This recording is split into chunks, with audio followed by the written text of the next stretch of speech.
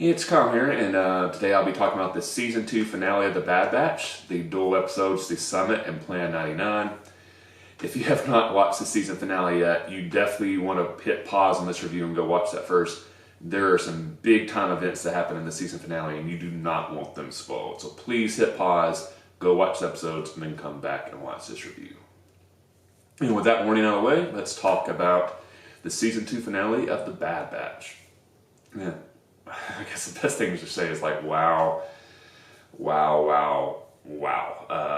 going to do this review a little bit differently. I'm not going to kind of do a beat-by-beat review of the episodes. I'm going to more talk about like the major moments of the episodes and things that I've kind of found interesting and how it will impact the future of the series, what's happened in the series so far. So I'm not going to do my typical review. And also, I'm not going to separate these episodes out. For all intents and purposes, I'm just going to pretend this was just one long episode and not two episodes that they debuted on the same day. I guess the obvious place to start is Tech. I think it's all indications point to Tech died in this episode. Now, it's Star Wars. You can never say 100% sure until you actually see a body. Obviously, probably the best example would be Darth Maul, Luke, the Emperor, all these people that you assumed were dead. And I guess the Emperor's not a good example because there was a cloning thing involved in that, but like Darth Maul and Luke are probably the best examples of you see them fall. And of course, Luke we knew right away, but like Darth Maul, you just assumed, all right, he's cut in half, he fell, he's dead. So, I don't think you can say 100% sure, like, Tech's dead unless people behind the show come out and say yes, he's 100% dead. Until we get that, but until you see a body, you can never say for sure.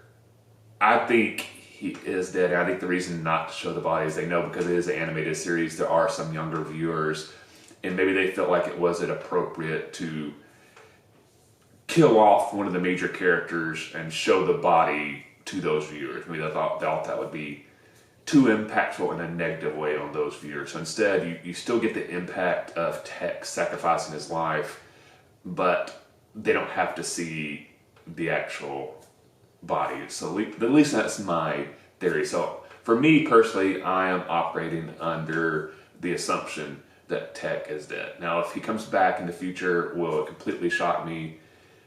It'll shock me, but it won't be something like I was like, oh, I never thought I would see it happen. So I guess we'll see. But for my viewpoint, he sacrificed his life in this episode. The assault on Tarkin's base was really cool. The design of that base was awesome. I always love seeing Tarkin. I find him to be a very interesting character, be it in the animated series, books, whatever. I've always found Tarkin to be very interesting, so I'm glad we kind of got to see him come back for the season finale. The Imperial officers around that summit table were very interesting.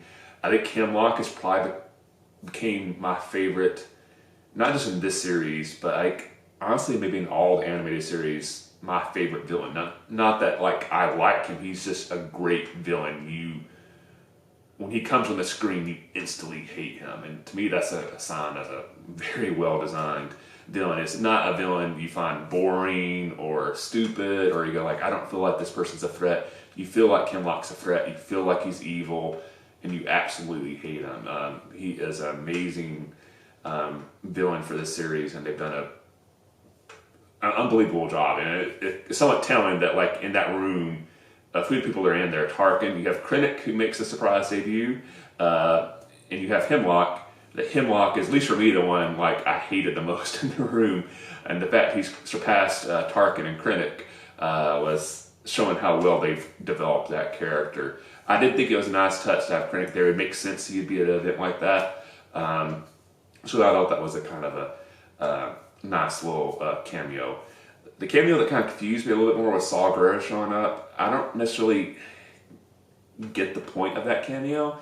When they were kind of teasing somebody else who's in the base, attempting to sabotage it, my thought was Cody, since we haven't seen him since he went rogue, then maybe he's kind of got his own little group together, like Rex has got his own group together, and he is attempting to sabotage a base where he knows a lot of the leadership is. I think Cody would probably know Tarkin's very powerful, and he would probably maybe place a lot of blame on the clones being phased out on Tarkin. So I was assuming it was Cody. If it wasn't Cody, some other rogue clones.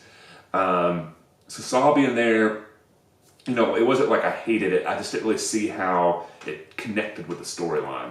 Other than a couple, I guess, points of like, oh, isn't it neat that Saw Gerrera and Krennic were in the same place at the same time, and if Saw had been able to finish out his plan, Krennic would have been killed before the Death Star project had been completed, you know, that little thing. And also kind of seeing the contrasting viewpoints of how Saw fights and how the Bad Batch fights. But still, I just don't really know if we needed that cameo in this episode. And I think I was kind of hoping we would see Cody again this season, so the fact, you know, we got the episode he goes AWOL and we don't see him again, felt like that was a little bit of a missed opportunity to have him appear at least in one more episode this season, or maybe at least get a mention. I'm assuming we'll see him in the future, but I think this would have been a good spot to have Cody. I guess going back to Tech's sacrifice, the entire scene on, I'm just going to call it the railway. I don't know really what to call that because it's kind of a monorail, I guess, but I'm just going to call it the railway. I thought that entire setup was very well done. The shootout between the two cars was, I think, a very interesting way to have a shootout, and made it very intriguing. Like, how are they going to get out of this? Tarkin's utter disregard for killing his own soldiers by ordering an airstrike completely plays in with everything we know about Tarkin and the Empire. How they handled Tech's death, I think, was really good. You know, sometimes when you have a character like that die, you're like, why did they do X, Y, or Z? They could have saved him that way. And this way, I think there was no obvious way to save him, and I think him sacrificing himself was the logical choice. Everybody guessed wrong what Plan 99 meant. I think going into this, everybody assumed Plan 99 would be their plan to rescue or assault Mount Tantus. So, you know, rescue Crosshair from Mount Tantus, or actually just assault the base and then find out Crosshair's theirs later. Nobody was expecting Plan 99 to mean this, which to me was, you know, a good job of the show. They completely caught, I think, a lot of viewers off guard. When the train car crashed and you have the point of view from Omega, I thought that was really well done. It reminded me so much of Saving Private Ryan and the beach scene from Tom Haig's perspective, where at certain points, you know, he kind of goes into shock and he stops hearing things and he kind of sees things in slow motion. I thought Omega's point of view in this one was definitely echoing that, and very well done, showing completely what her state of mind. She's in shock, she's physically hurt, she's emotionally hurt, she doesn't know how to process it. Thought it was amazingly done. Their decision to take her back to Sid makes complete sense, because obviously we know we have our medical droid there, so that'd be the obvious place to know, like, oh, we need medical attention, but Omega really needs it. Where can we go? We know a medical droid. We know we're not in the best situation with Sid at the moment, but maybe when we're in need, she'll still be there for us. I do think it's kind of weird that for our little medical droid, you know, we basically saw him in the season finale of season 1, and it seemed like they were setting up him to be a big part of the group, and then he kind of becomes a background character for the entire season 2, and doesn't become a vocal point until the season finale again. So I guess he's just the character they tried out for the season finales. I think everybody saw Sid's betrayal coming. Still heartbreaking. But again, from what we know about the character, it makes sense. It's not a illogical decision from her point of view. And you can tell she hates making it, but that still doesn't excuse it. Still hate him a lot more, but I'm definitely not a Sid fan at the moment.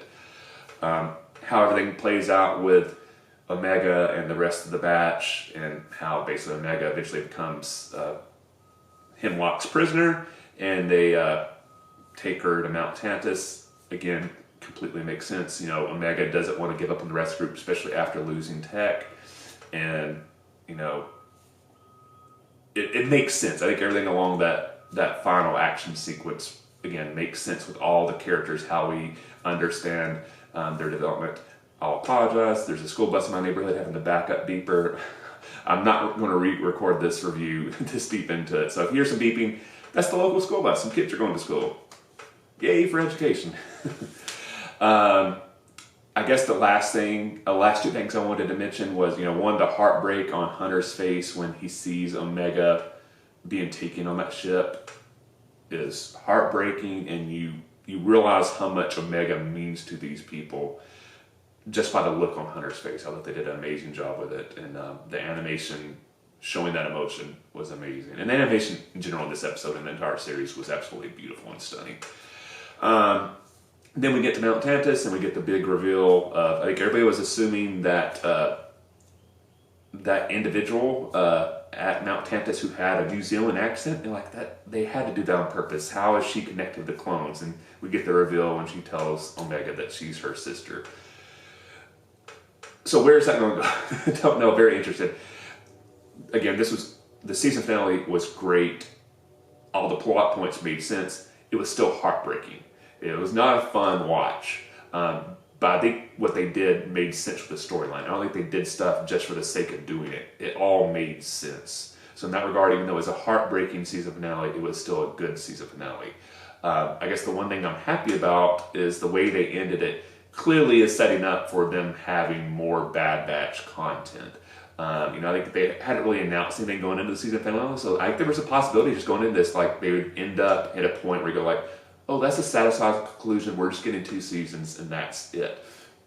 I think clearly, at least the people behind the show are very confident in a season 3, because otherwise I don't think they would have ended the finale this way. So if that means we're getting more Bad Batch content, I'm very happy about that, but still very sad and depressed with how season 2 ended.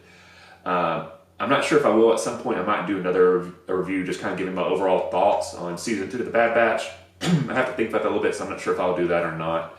But for now, this might be my last Bad Batch content until season 3. We'll see. But in the comment section below, let me know, what did you think about the season finale? Talk about anything you want to. Just try to avoid spoilers in case people... Well, never mind. Talk about whatever you want. If somebody looks at the comments before they watch a review about a season finale, there's only so much you can do to protect them from spoilers. So let me know, what did you think about the season finale, and just tell me what moments you want to talk about, and kind of give me your thoughts and feelings about this. I think we might all need a therapy session after this season finale. So talk out your feelings in the comment section below. Please hit the like button if you haven't yet. I really appreciate the support. Subscribe to the channel if you haven't. I hope you've enjoyed my reviews for season 2. If you haven't subscribed and you've been watching these reviews, what's the deal with that? Subscribe. I really appreciate the support. Thanks for watching. If you've been enjoying these reviews, just remember I do these reviews also for The Mandalorian. So be sure to come back every Wednesday when there's Mandalorian episodes, and I'll be reviewing those as well. So again, thanks for watching. Hope you enjoyed it. I'll see you the next time, and may the Force be with you.